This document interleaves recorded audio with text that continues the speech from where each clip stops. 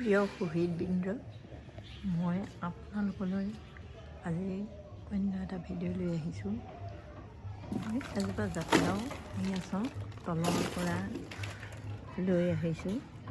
এই ফটাকানি ৰছীৰে তললৈ ওলোমাই দিছোঁ, দি ওপৰলৈ লৈ গৈ আছোঁ। এয়া চাওক, তিনিডাল আৰু 2 নম্বৰ চালত পাইছেগৈ, আৰু মই 3 নম্বৰ চাদলৈ নিবলৈ যত্ন কৰিছোঁ।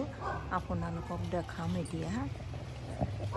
মই ফটাকানি ৰছী তললৈ পেলাই দিছিলোঁ এই জাতিলাও পুলিটো ওপৰলৈ আগবাঢ়ি আহিবলৈ, আৰু আগবাঢ়ি আহি 3 নম্বৰ চাদত পৰিছেহি। গতিকে মই তাৰ আগতে এখন হেন্দালি তৈয়াৰ কৰি দিব লাগিব। যোৱা বছৰ মই ফটাকানিৰ ৰছীৰে হেন্দালি তৈয়াৰ কৰি দিছিলোঁ। এইবাৰ ফটাকানিৰে নকৰোঁ, কাৰণ ফটাকানিবোৰ ফিচিকি যায়, আৰু বাঁহৰ দ্বাৰাইও মই হেন্দালি তৈয়াৰ নকৰোঁ, কাৰণ বাঁহৰ বহুত দাম আৰু গছ নকটাকৈ হৈ যায়। গছ কাটিলে পৰিৱেশ বেয়া হয়। গতিকে মই প্লাষ্টিকৰ ৰছীৰে কৰিম বুলি ভাবিছোঁ, আৰু সেই উদ্দেশ্যে মই প্লাষ্টিকৰ 5টা ৰোল কিনি আনিছিলোঁ। সেই 5টা ৰোলৰ দাম কিমান জানেনে? মাত্ৰ 379 টকা। বৰ্তমান মই এটা ৰোলহে মই ব্যৱহাৰ কৰিছোঁ। গতিকে মোৰ লক্ষ্যই সদায় এটাই লক্ষ্য যে কম খৰচত আমি কাম কৰিব লাগে। আৰু এই কথাখিনি মই যেতিয়া ভাৰতীয় তেল নিগমত কৰ্মৰত হৈ আছিলোঁ তেতিয়াই শিকিছিলোঁ, কাৰণ কম খৰচত অধিক উৎপাদন কৰিব লাগে বুলি। গতিকে মই সেই কথা বাৰে বাৰে মোৰ হৃদয়ংগম কৰি ৰাখিছোঁ। সেয়ে মই প্ৰতিটো কামেই তেনেদৰে কৰিবলৈ চেষ্টা কৰোঁ। এইদৰে মই চাওকচোন, মই পানী টেংকিটোৰ এইয়াৰ ৰেলিংকেইডালৰ পৰা, এয়া ষ্টীলৰ পাইপকেইডালৰ পৰা মই এইদৰে মই বান্ধি দিছোঁ। প্ৰথমতে বান্ধি লৈছোঁ, কাৰণ মই এজনীয়া মানুহ, এখন হাতেৰেই কৰিব লাগিব। গতিকে মই তললৈ ওলোমাই দিছোঁ। এয়া দিশটোৰ কাৰণে মই ওপৰৰ পানী টেংকিটোৰ ওচৰৰ যিবোৰ ষ্টীলৰ পাইপ আছিল তাৰ পৰাই মই এয়া প্লাষ্টিকৰ ৰছীবোৰ বান্ধি দিছোঁ, কাৰণ মই অকল এহতীয়াকৈ কৰিব লগা হৈছে। মই এইদৰে ইয়াত সমান্তৰালভাৱে এইডাল মই ৰছী ইয়াৰ উধৰ পৰা মুধলৈ মই বান্ধি দিছোঁ, আৰু এই ৰছীডালৰ পৰাই চাওকচোন মই এইদৰে দিশটো মই তালৈ দি দিম। আৰু মই এতিয়া পথালিকৈ মই বৈ দিলেহে হেন্দালিখন হ'ব।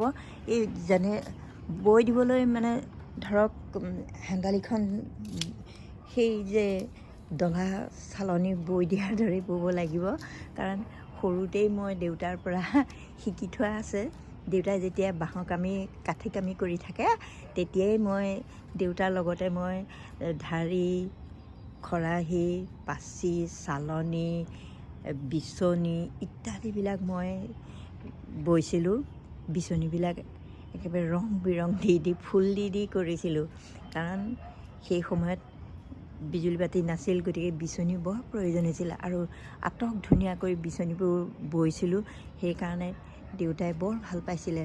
গতিকে সেই অভিজ্ঞতাটো আছে কাৰণে মই এতিয়া মোৰ কামত আহিছে। মই এই হেন্দালিখন যদিও বহুত দীঘল, তথাপি মই নিজেই তৈয়াৰ কৰি ল'ম, কাৰণ গাঁঠি দি গ'লেই হৈ গ'ল। যেনেদৰে মই খৰাহী পাচি বৈছিলোঁ তেনেদৰেই কৰি দিম। গতিকে হেন্দালিখন সুন্দৰ হৈ পৰিব, আৰু লাওবোৰ ধুনীয়া হ'ব, কাৰণ মই যিখন হেন্দালি কৰিম এইদৰে হেলনীয়া কৰি দিম।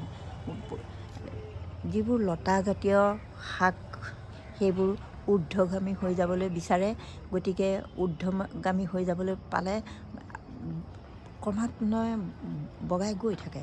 গতিকে লাওবিলাকো লাগি গৈ থাকিব, বৰ ভাল পাব। এনেই বাঁহৰ যিবোৰ হেন্দালি বনোৱা হয় সেইবোৰ সমান্তৰাল কৰি বনোৱা হয়, গতিকে ইমান ভাল নাপায়। এতিয়া মই যিখন হেন্দালি বনাম এইখন হেলনীয়াকৈ বনাম, গতিকে বৰ ধুনীয়াকৈ লাগিব। যেতিয়া লাওবোৰ লাগিব মই আপোনালোকক দেখামেই, কাৰণ এতিয়া এইয়া চাওকচোন, মই এয়া লাও পুলি আকৌ নতুনকৈ ইয়াতো এই ওপৰতো এয়া মই পুলি পচাইয়ে থৈছোঁ। এইবিলাক সেই তলৰ পৰা যিটো লাও গছ আহিছে সেইটো বুঢ়া হয়, মানে মোৰ এইজোপা লাও আকৌ মই উঠাই দিম। গতিকে সুন্দৰকৈ মানে কণ্টিনিউ মানে ক্ৰমাগতভাৱে মোৰ হেন্দালিখনত লাও থাকিবই। গতিকে আমি পচন সাৰত তৈয়াৰ কৰা লাও খাই থাকিবলৈ পাম। এইদৰে যদি কৰে আপোনালোকেও কৰিব পাৰে, কম খৰচতে, জানেনে? কম খৰচত বৰ ধুনীয়াকৈ হ'ব। গতিকে আজিলৈ আহিছোঁ, ধন্যবাদ।